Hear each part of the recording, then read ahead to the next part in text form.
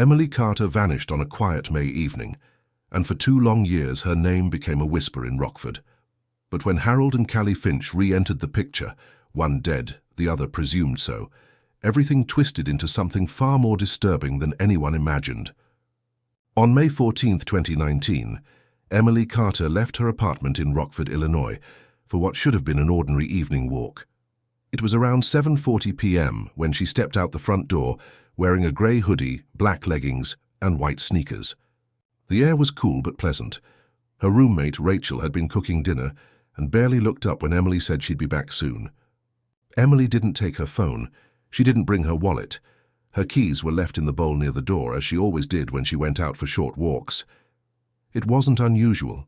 She loved the quiet of dusk, when the sun dipped low and the neighborhood felt calm and empty. An hour passed, then 2. Rachel started to worry.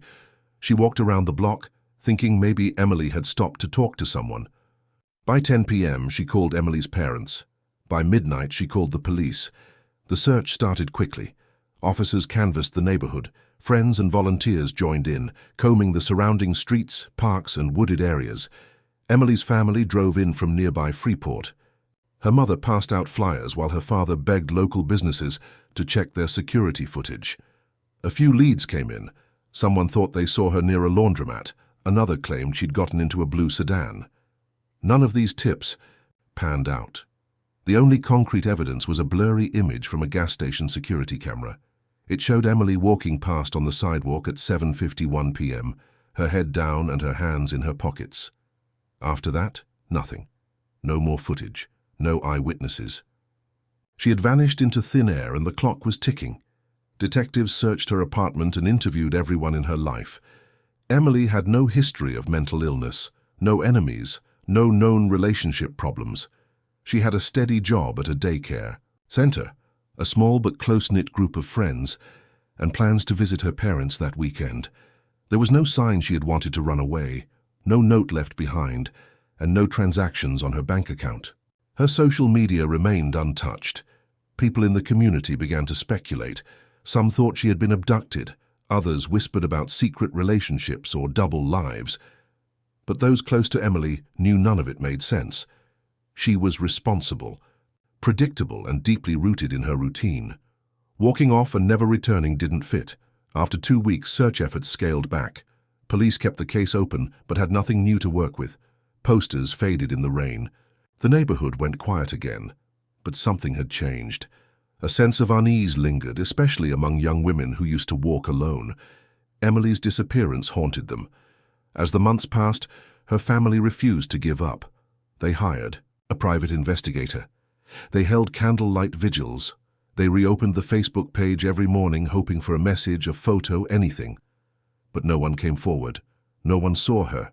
No trace of Emily Carter was ever found. She had simply stepped outside and never came back. 6 months after Emily Carter vanished, the case had all but slipped from public attention. The flyers had come down, the media stopped calling, and new crimes had taken over the headlines. For her family, however, the ache of not knowing only grew sharper. Then, in early November 2019, a glimmer of something surfaced, unexpected and far from where anyone had been looking. 2 hikers, a couple from Kentucky, had been exploring an unmarked trail in Shawnee National Forest, a vast and heavily wooded area straddling the Illinois border. They'd taken a detour off the main path and discovered a small worn tent partially hidden behind thick brush. Curious, they approached it, expecting it to be abandoned by a camper. What they found inside gave them pause. There were signs of recent use, a threadbare sleeping bag, a few crumpled food wrappers, and a torn-out page from a library book featuring a handwritten note in the margin. No name, no ID, no phone, but something about the setup felt unsettling. They reported it to park authorities. The local sheriff's department responded and began a cautious investigation. The tent showed no clear signs of who had stayed there. The food wrappers were from a grocery chain based primarily in northern Illinois, one that operated in Rockford. The handwriting on the book's margin didn't match anything in their local missing persons files. But when images of the tent's contents were quietly shared with Rockford police, One detective thought of Emily Carter's case. The library page had a quote underlined, "Freedom exists in solitude," and someone had scrawled initials in the corner. EC. It wasn't confirmation, but it was enough to reignite interest. Detectives traveled to the forest, examined the site and collected samples for testing. They found no fingerprints, no DNA, just circumstantial hints. The tent was at least a few months old, possibly placed there in late summer. It had been carefully concealed, likely by someone who didn't want to be found. Around the perimeter were empty water bottles and granola bar wrappers, all of which were traced back to a store in Rockford's West End. News of the tent broke on local social media before police could confirm anything. Speculation exploded. Some believed Emily had run away intentionally and was living off the grid. Others thought the tent had been used by someone else entirely and that its connection to her was a coincidence. A smaller group latched onto darker theories, that she'd been held there, that someone had been using the forest as a hiding place, that perhaps the person who had taken her had set up camp there after abandoning her. Despite the renewed attention, the trail once again went cold. Investigators followed up on nearby towns, shelters, and hospitals, but no one had seen or treated anyone matching Emily's description. A few psychics reached out with vague visions. A handful of false confessions trickled in. None led anywhere. By tea. The time winter set in, the tent had been cleared and packed into evidence. Emily's name briefly returned to the news cycle before fading again. The forest grew quiet, blanketed in snow. Somewhere in that silence was the answer, but no one knew where to look next. In July 2021, just over 2 years after Emily Carter's disappearance, a quiet call came into the Rockford Police Department. The caller didn't give a name and hung up before questions could be asked, but the message was brief and clear. Woman matching Emily's description was living at a rural property in northern Indiana.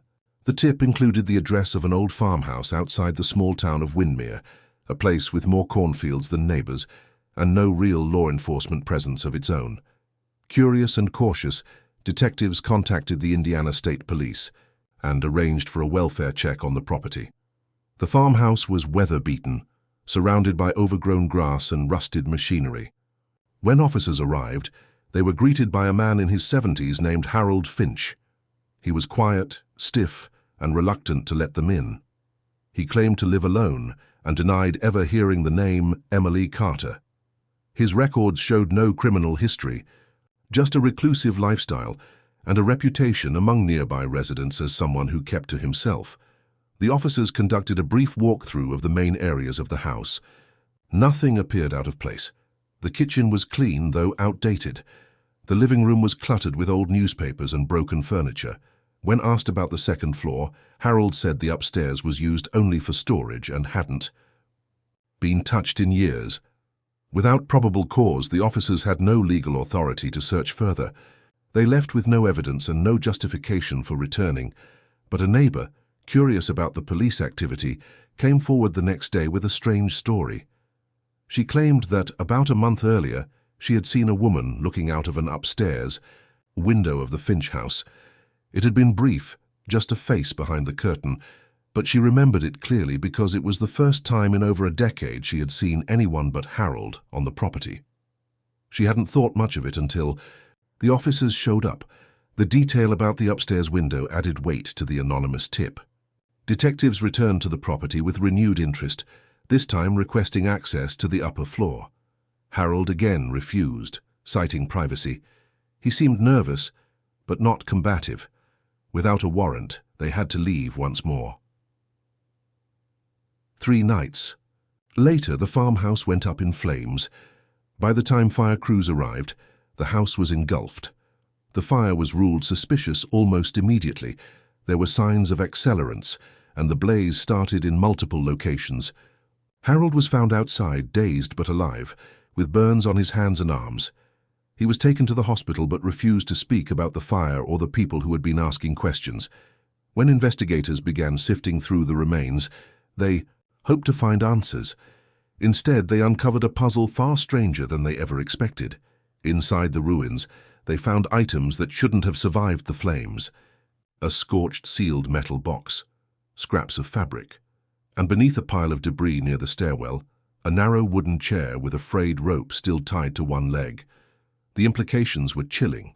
Something, or someone, had been kept upstairs. And whatever was happening in that house, the fire was no accident. It was a cover-up. The fire at the Finch farmhouse sent shockwaves through both Indiana and Emily Carter's hometown in Illinois. It was no longer just a cold case. Something had been happening in that house, and someone didn't want it discovered.